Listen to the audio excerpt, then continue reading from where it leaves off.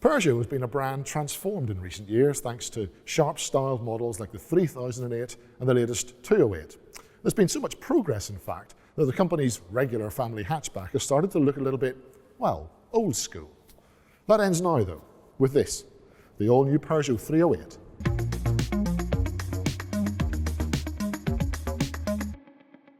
And this third generation of the 308 is definitely a more dramatic creation than its fairly anonymous predecessors. There's this really intricate front grille here, big crest right in the middle of it featuring Peugeot's latest lion logo, and like the larger 508 you also get the 308 model badging right at the leading edge of the bonnet.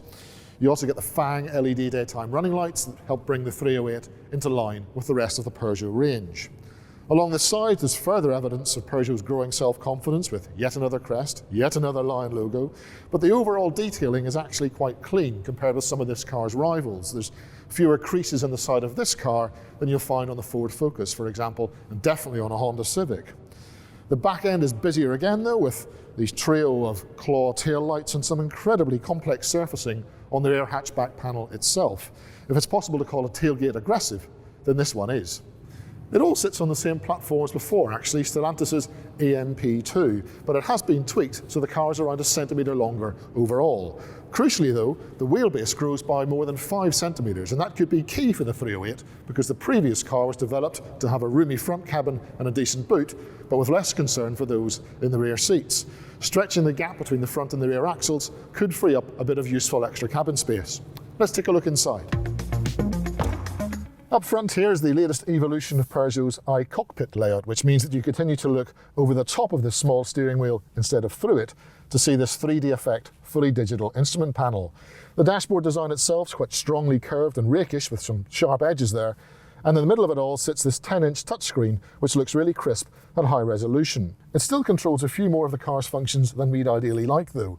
Most of the time the system makes use of its display size to give you temperature controls at either side, but if you access some of the other areas of the system, such as the navigation, they disappear, forcing you to press another button to get back to changing the temperature. There's definitely a little bit more space in the back of this 308 than there was in the previous one, but the packaging here is still a little bit compromised. I'm just over 6 feet tall and I've got quite decent headroom, but my knees are hitting the back of the seat in front of me when it's in my driving position, and these hard plastic seat backs don't help much either. In that respect then, it looks like the 308 is going to be roughly in the middle of the class for rear space rather than at the top of it. The boot is definitely bigger than before though. It's a useful 412 litres, which trumps pretty much any other mainstream family hatchback with the exception of the warehouse and wheels that is the Skoda Octavia. This is a hybrid 308, so it loses a bit of that underfloor storage that contributes to that overall figure, but there's still north of 360 litres in here. There is an estate version of the car coming, by the way. A new SW should arrive in a few months' time.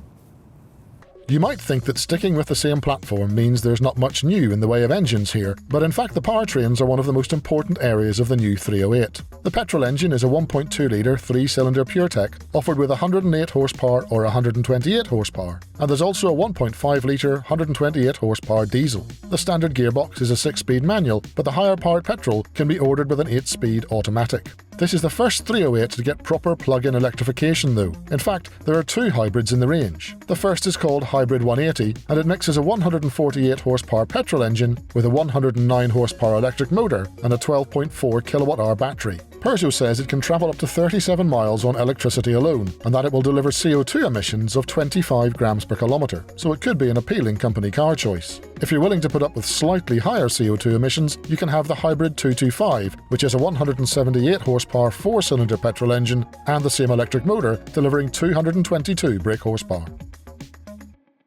The new 308 will go on sale in continental Europe in late summer, but UK customers will have to wait until October or November to get their orders in.